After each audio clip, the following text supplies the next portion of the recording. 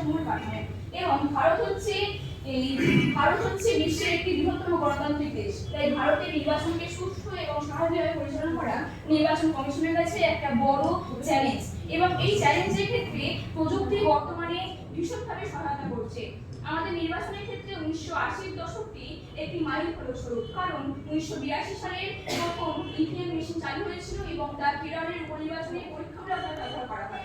এরপর থেকে আমাদের নির্বাচন শুরু হওয়ার যে প্রস্তুতি থেকে ফলাফল পর্যন্ত সর্বক্ষেত্রেই আমরা প্রযুক্তি ব্যবহারকে লক্ষ্য করতে পারি।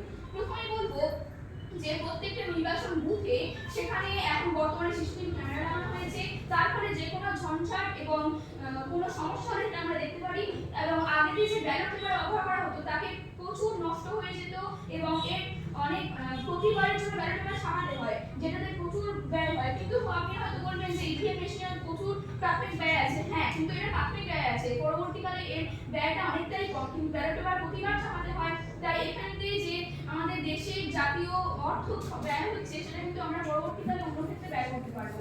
তারপর এখন যে এনপিএসসি বা ন্যাশনাল ভোটার সার্ভিস পোর্টাল ব্যবহার করা হয়, তার মাধ্যমে আমরা ঘরে বসেই বিভিন্ন ভোটারদের নাম নথিভুক্তকরণ, তাদের নাম পরিবর্তন, সংশোধন এসব করতে পারি। ফলে আমাদের সময় ব্যয় সবকিছুই আমাদের সাশ্রয় হচ্ছে। এবং এখন আমাদের নতুন ভোটারদের কাছে ইলেকট্রাল ফটো আইডেন্টিটি কার্ড দেওয়া হচ্ছে, যার মাধ্যমে আমরা যে দুর্নীতি আমরা জাল যে ভোটার কার্ড সেটা তৈরি করা যায় না। আমরা আগে দেখতাম মৃত ব্যক্তি সে মরে গেছে কিন্তু তার হয়ে এখন ভোট দিয়ে যাচ্ছে, কিন্তু যার ফলে এটা এখন করা যাচ্ছে না।